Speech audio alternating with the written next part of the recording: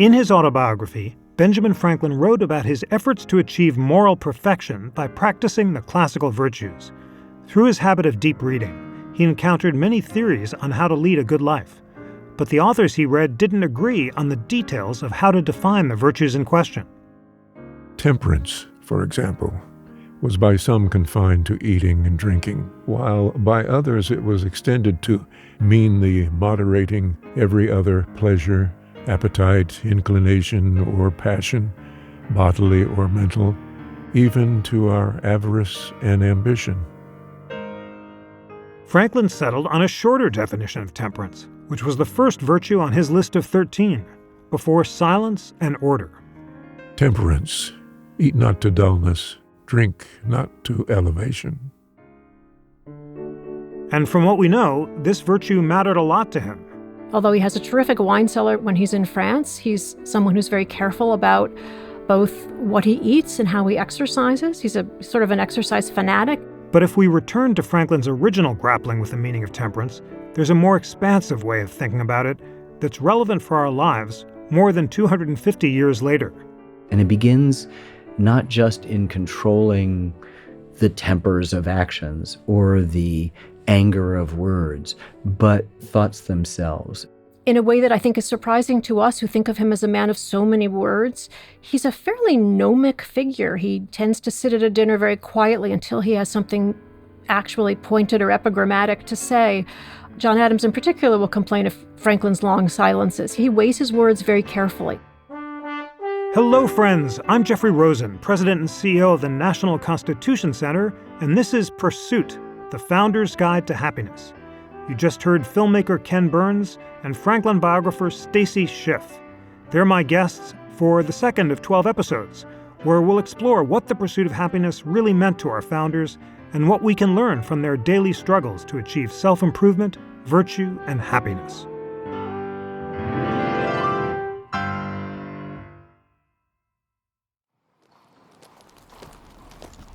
If you came to America from another country or to Philadelphia from another city, your first port of call was the house of Dr. Franklin.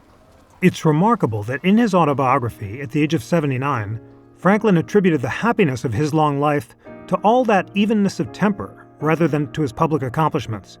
He'd become one of the most famous men on the planet. His electric rod brought lightning from the heavens, and his charting of the Gulf Stream changed the course of international travel. In his adopted city of Philadelphia, his influence is still felt with the educational institutions he created. And if that wasn't enough, he was America's leading diplomat and practical politician, whose conciliating temper proved to be crucial in the drafting of the Declaration of Independence and the U.S. Constitution. As we discussed in Episode 1, Franklin embarked in his 20s on a personal quest for moral perfection, a goal he approached with method and discipline by making a list of 13 virtues: temperance, silence, order, resolution, frugality, industry, sincerity, justice, moderation, cleanliness, tranquility, humility, and chastity. I wrote about all of them in my book, The Pursuit of Happiness, except... I think it's hilarious that you left out chastity, which I didn't realize until the last minute. Stacy Schiff is the author of a wonderful book about Benjamin Franklin, A Great Improvisation, Franklin, France, and the Birth of America. I entered upon the execution of this plan for self-examination. I was surprised to find myself so much fuller of faults than I had imagined, but I had the satisfaction of seeing them diminish. What was going on in his 20s and what led Franklin to embark on this virtues project? Well, I suspect, understandably, he's been stumbling. He's trying to find his place in the world, and he's begun to commit what he will refer to in his autobiography as his errata. He has borrowed money from unsuspecting friends. He has lost friends. He has seduced a best friend's girlfriend. He's left a sort of fiancé in the lurch. He's done some things for which he feels maybe a little bit of atoning is in order. And here he's trying to grapple with how to make sense of that and how to be a better person, really, in the future. I think the one thing we should say is that he gives us this account of his virtues and his noble and arduous quest for moral perfection much later. So this is an account that comes down to us from the 1780s, but he's talking about that quest on which he embarks in his 20s. That's such an important point. The language in the autobiography is so memorable. It was about this time I conceived the bold and arduous project of arriving at moral perfection. I wished to live without committing any fault at any time. I would conquer all that either natural inclination, custom, or company might lead me into. We'll say more about the selection of the virtues. There are glosses on the classical virtues of temperance, prudence, courage, and justice. They do not focus on the Christian or cardinal virtues of faith, hope, and charity. And it seems like the most practical and mindful effort to kind of operationalize Pythagoras that anyone has come up with. It's a very eccentric list in a way. You're absolutely right. There's things that honesty is missing. Charity, most notably, is missing. He does tell us that temperance is there at the start because without a sober mind, the rest of this is going to fall by the wayside. And then the order sort of falls apart, as does the selection. The joke, of course, is that he says he adds humility, not because he thought of it, but because a Quaker friend had suggested that he was perhaps not the world's most humble person, and that he would antagonize fewer people if he thought a little bit about his own humility. So then he adds a 13th virtue, which already seems an odd thing to do, to come up with 13 rather than 12. He adds humility and then, of course, reminds us that if he ever were actually to manage to be humble, he would probably brag about his success in doing so. But yes, it's a list that's clearly drawn from different sources, and it's very Franklinian in the sense that it's the utilitarian view. Let's take a little bit from each of these sources. Let's pick the things that we think work best. Pythagoras, in his golden verses, recommends every night before bed making a daily accounting. Did Franklin come up with a checklist on his own? And does it actually work as a method of moral improvement? Oh, I'm so glad you asked. He tells us that he's really kind of pulling from different sources. He does nod very notably toward Pythagoras because he does tell us separately in the autobiography that every morning when he wakes up, he asks himself one question, which is, what good shall I do today? And before he goes to bed at night, he asks himself, what good did I do today? So he's really attempting to fold these virtues, fold these efforts into his daily life and to be mindful, as we would say today, of how they have played out. It's a grandiose project. He's very candid about the fact that it's also, at least for him, a somewhat failed project. He devises in his notebook a beautiful means of keeping track of conquering each of his faults, of hewing to each of these virtues on a weekly basis. And then he finds that he's full of all kinds of faults he had not even registered beforehand. So although he had intended to work his way through the 13 virtues 4 times in the course of a year, over a week each, he realizes that he manages to do maybe 1 in a year, and then 1 over several years, and then he falls off really quite entirely. But does, because he's gone through this practice of defining the virtues, at least remain conscious of them and use them in the course of his life. He very pointedly puts these virtues together without any religious context, or which I should say, with a universal but not particular religious context. And he says he does that because he wants them to be available to people of all sects and all beliefs. He's trying to make it as ecumenical as possible. Religion always pervades the thought of Franklin, and yet he's not a religious man. I think he lasts 5 Sundays as a Presbyterian, and then he calls it quits in his early days in Philadelphia. And his feeling there, which I think is very accessible to us, is that he felt it was more important to be a good citizen than to be a good churchgoer. And he's trying very hard to turn himself into a man of religious convictions and practices when he realizes that the sermons tend to be about rites and rituals rather than the good for mankind that one can do. And that's the part that really interests him. Later, when he's trying to convince a Catholic family to let his Protestant son marry into their family, and he essentially says exactly the same thing both times, which is that the bits and pieces of religion are just, he compares them essentially to the string with which a French baker ties up his pastries. They're different from one religion to the next, but the fundamentals are absolutely the same, that God is immortal, that the best way of demonstrating our worship of God is by doing good to our fellow man, and that we'll be rewarded in this life or in the next for that virtue. So it's really about this kind of civic conviction, but without the trappings of any kind of organized faith. That's such an important distillation of the core of his vision of the divine. He's by no means an atheist. He implores the blessings of the divine on the Constitutional Convention and even proposes daily prayer. To what degree is his settled universal spirituality very much part of his religious faith. I think it certainly grows out of those early days. He does grow up in a Puritan town with a devout family who, by the way, worry about his soul because he has gone so far astray. Others have, long before me, have remarked on how much religion there really is in Ben Franklin, though. He's fascinated by these concepts. They are his guiding principles. He's forever quoting scripture, which he knows like the back of his hand. I mean, I think that too gets lost in the conversation. And it's interesting when he does propose prayer at the convention in 1787. The convention has reached an impasse. They're trying to somehow marry their very divisive interests. Franklin says finally, why don't we appeal to the divine? He's voted down, and in his notes in which he's voted down, there's a little exclamation point. Can you believe that only 3 or 4 people thought prayer was a good idea? Which tells you how much he's still affixed to these ideas which were so crucial to his childhood and which he's carried with him through all these years. He's at this point in his 80s. Some have suggested that Franklin viewed religion in a utilitarian way. He thought it was useful for constraining the behavior of citizens as a whole, but not for the elite. That seems wrong, doesn't it? He considered himself a man of faith in his early years and, in fact, considered that central to his success. I think that's true. I also think there's a certain classist piece, at least it hits us today as classist. If you look at, for example, his idea about a society of the free and easy, which was part of the art of virtue. This was another idea that never entirely gets off the ground, but of which he conceives early on, which is a society of like-minded men who are all of them enlightened and are going to sort of collectively keep themselves on the path of virtue. It's kind of a cross between the Masons and the United Nations. It's this wild idea he has.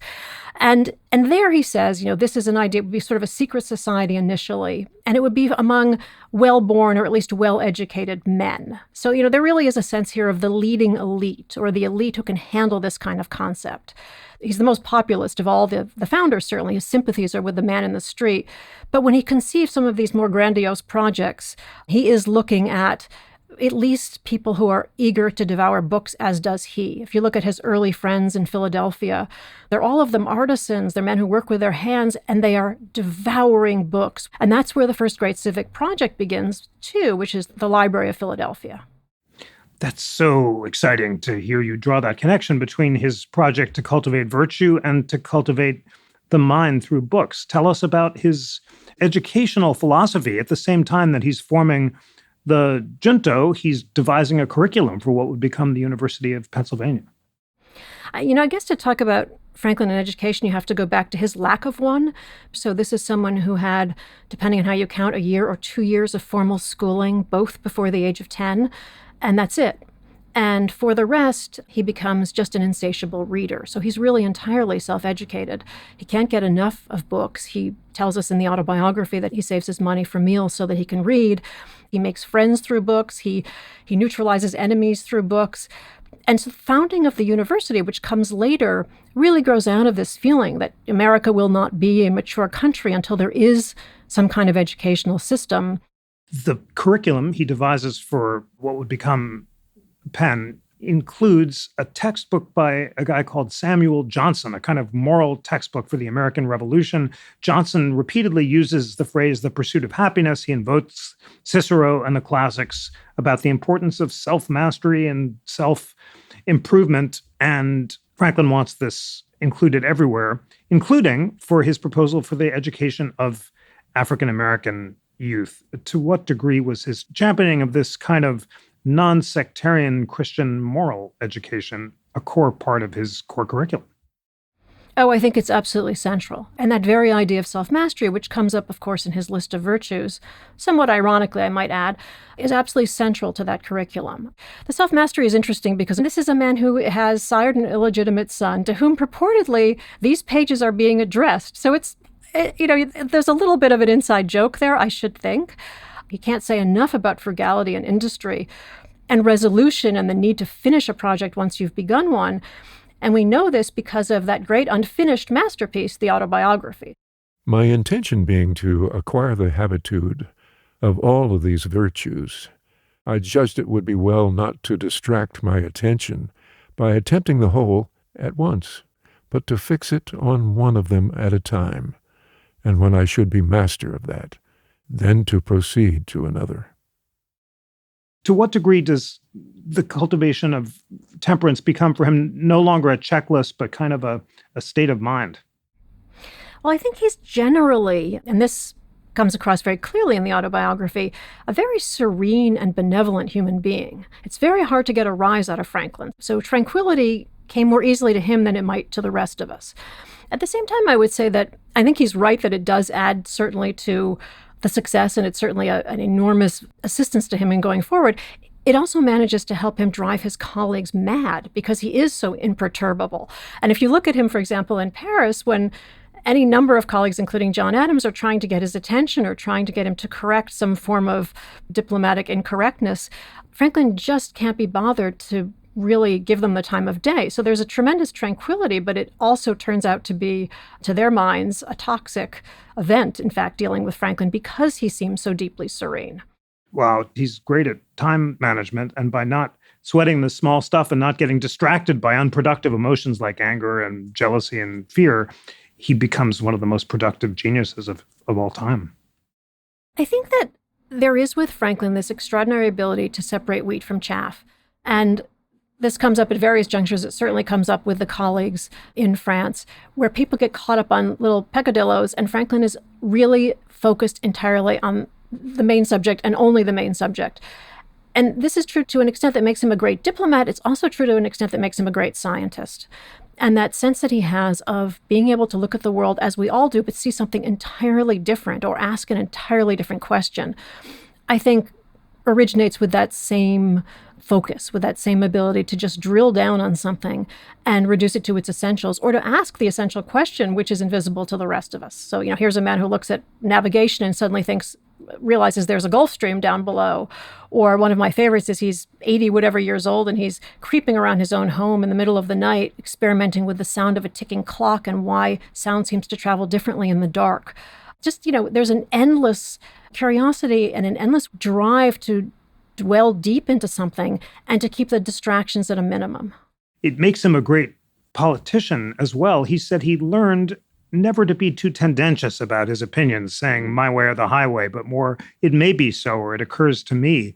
And to what degree is that central to his success at the Constitutional Convention? Well, that's also really interesting because he talks about this very candidly in the autobiography when he talks about his collision with his brother, which he says is going to change his view of arbitrary power forever because the brother was so difficult with him. But he also admits maybe Ben, was a little, as he puts it, saucy and provoking. After he comes to this moment in his 20s where he begins to enumerate virtues, he essentially vows never to contradict anyone and to never be didactic, to never say, I insist or I know that, but to always ask rhetorical questions. And he would take it as essentially a driving motive to never contradict anyone, which made him a fine diplomat, and which at the convention makes him really the hoop that connects the barrels, the person who's able to essentially meld these warring interests and get these extremely hot-headed and divisive views to somehow align, at least temporarily, in a room. And that inspiring final speech, the document is not perfect, but it's as close to perfection as we're going to get, and I ask everyone to find some humility in making it unanimous. I should say that speech is reprinted everywhere. That speech carries a tremendous amount of weight in the wake of the convention. Ratification of the Constitution, as we know, is a very fraught process. And that speech of Franklin's, which is sometimes misconstrued and sometimes, in fact, mutilated in the reprinting, goes a very long way. It's a huge piece of ammunition in terms of ratification. It's broadcast everywhere through the country. Everyone wants to reprint it. When we come back, Stacy Schiff and Ken Burns share what you can take away from Franklin's quest for moral perfection.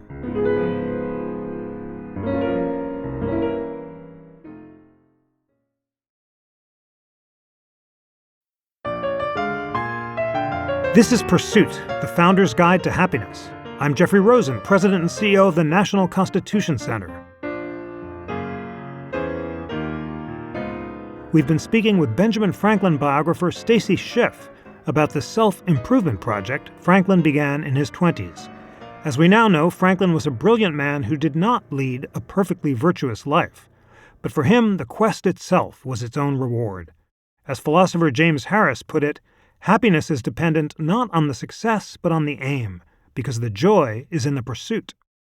The fact that he's taking these virtues from so many different traditions, from so many different texts, and trying to make them available to any faith, to any creed, to basically open the question up as much as possible. Because in the end, the virtues do tend to overlap, and the greater good is really what he's aiming at. And I guess that is what we've lost so much today, this sense of a civic duty. He's aiming here at what is going to be best for mankind, at what is going to be best for the town of Philadelphia, the future of the American colonies, whatever the goal is at that moment, for the greater good, not for his own personal good. And I think the very fact that someone as glorious and multi-talented as Franklin fails should give us great hope that there's actually cause to attempt this and use it in any way we can, and know that while failure is built into the system to some extent, that doesn't undermine the good that the exercise offers in the first place. Such an important reminder. I'll share that my takeaway from Franklin's Virtue Project was to get back into the habit of daily reading. And I developed a Franklin-like rule that now when I wake up, I have to read before I browse or surf, and that's led to a lot of great reading. What inspired you in your deep studies of Franklin, and how has he changed your life? You know, he's exquisitely good company.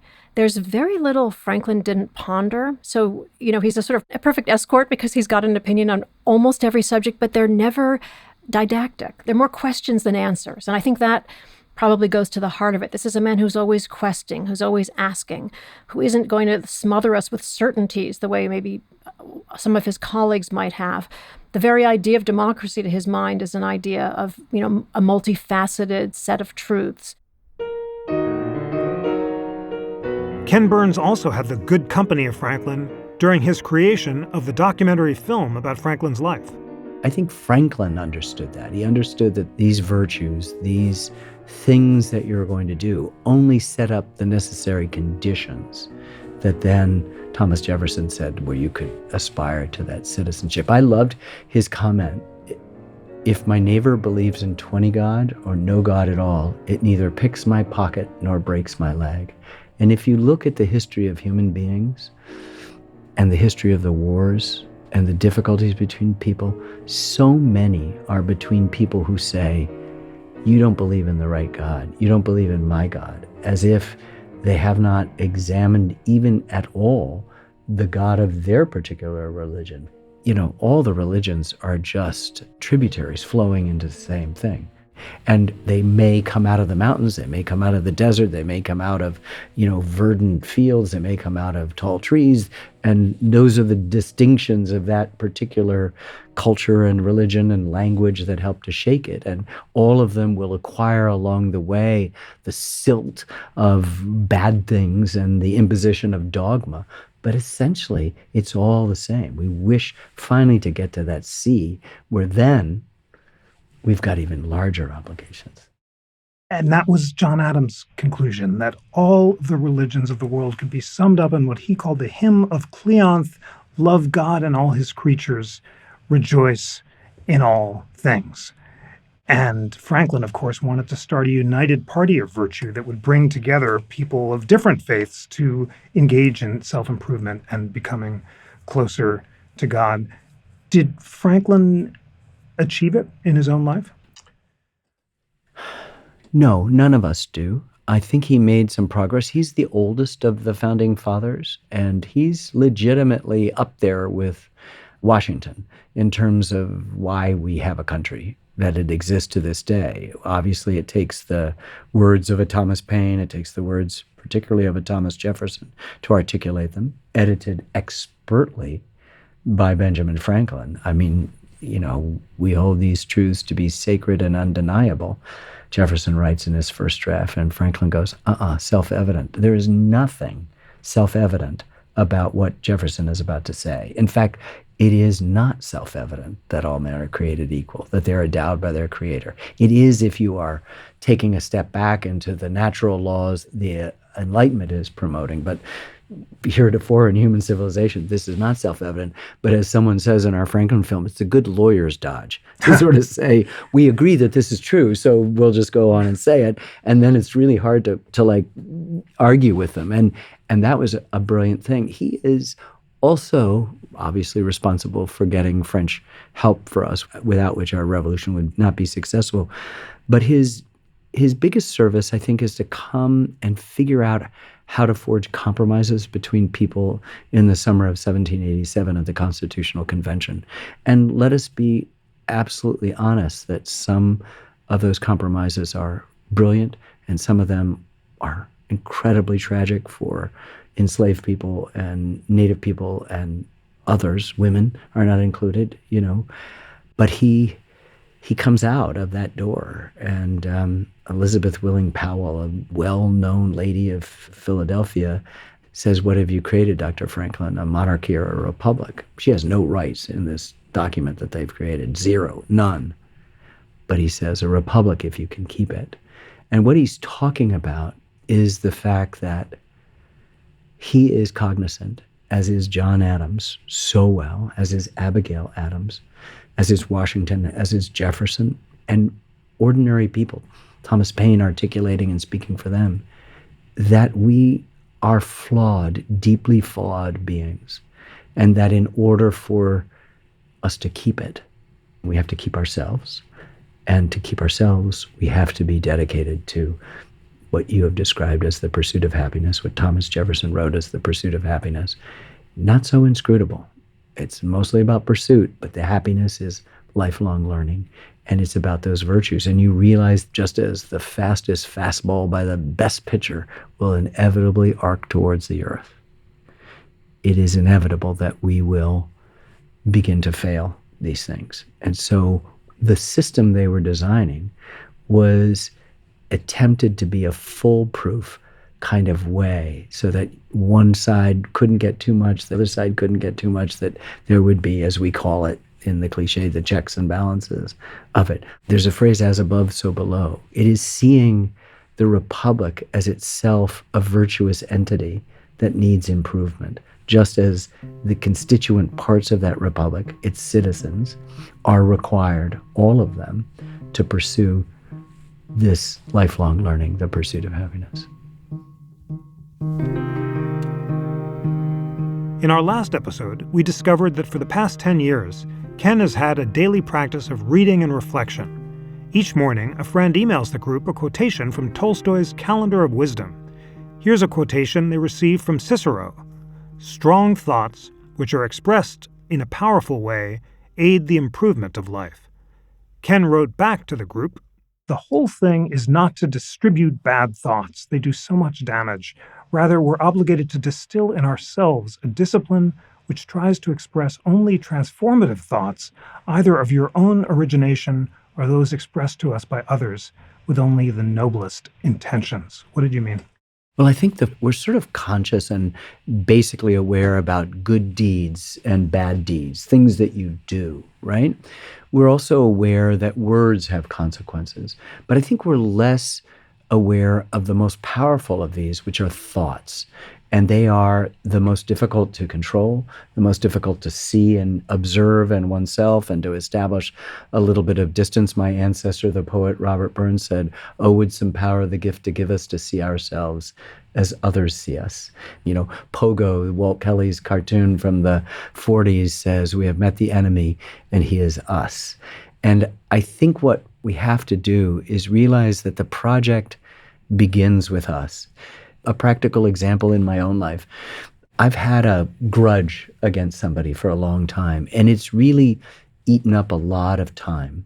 It's been a waste of me, right? Not of them. It's been a waste of me. But external events permitted me, through some serendipity, Jeff, some grace of God, to just realize that all of this in a second could be lifted. And so it begins to tell you not just the benefit of letting go of these things, of loving, of forgiving, so hard to do.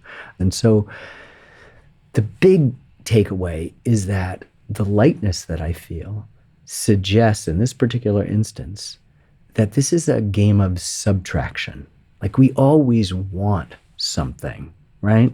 We want peace, we want inner tranquility, we want this, we want the new refrigerator, we want the new car, the new clothes.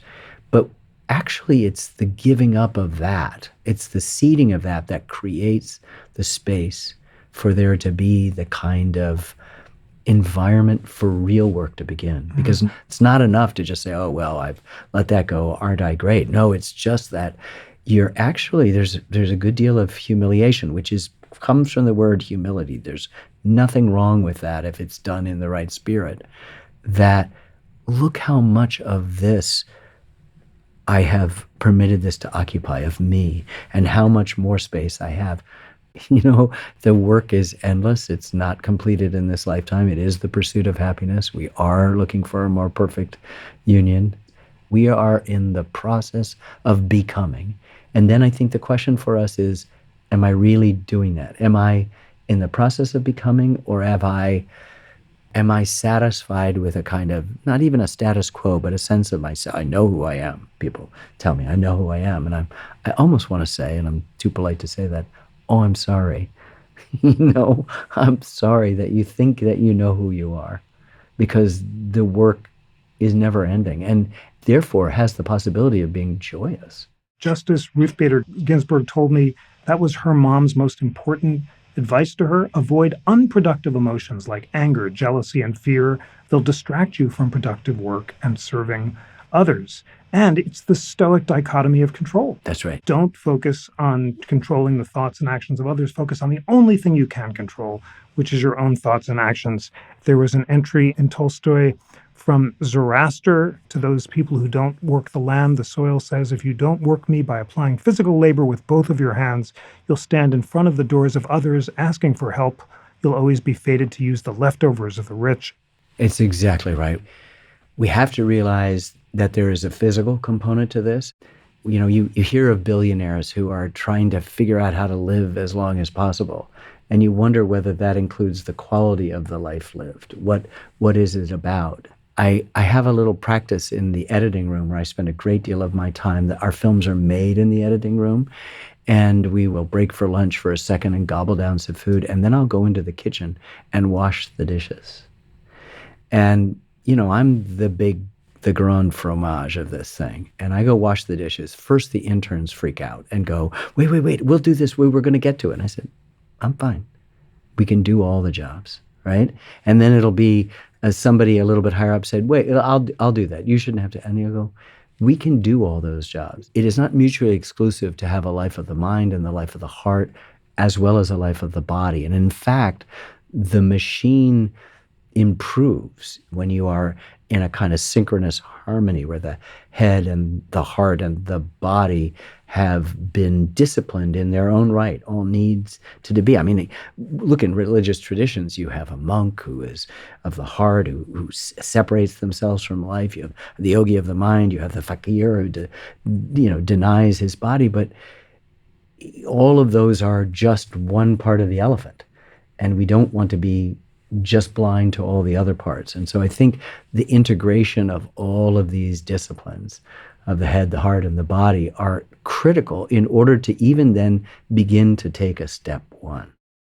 Franklin and Thomas Jefferson took their definition of temperance from a book by Cicero called The Tusculan Disputations. Here's a song I wrote about how it takes hard work to control your emotions. The goal is to achieve the tranquility of soul, as Cicero put it, that comes from calm self-mastery. Here's the baritone James Martin singing Calm Self-Mastery with Jen Blythe at the piano. Calm self-mastery, work to achieve it consistently.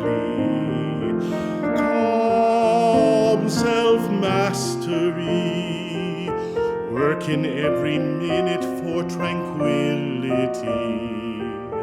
Work in every minute for tranquility. This is a song about a mix of emotions. What are the emotions? You decide. They're in my voice as musical motions. I'm feeling on the inside, you're hearing on the outside. Take anger and calm, mix them up in my song. I'm feeling the healing of a golden balm.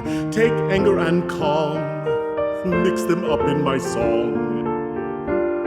I'm feeling the healing of a golden balm. Before they met, they were two separate emotions. One was gentle and the other was spleen. I blended them up in a singular motion, temperate and balanced like the golden mean. Controlling your emotions takes work every minute. Gotta work hard to stay easy and light. Keep working hard every hour, every minute, to stay in the zone of calm delight. Calm self-mastery. Work to achieve it consistently. Calm self-mastery. Working every minute for tranquility. Working every minute for tranquility.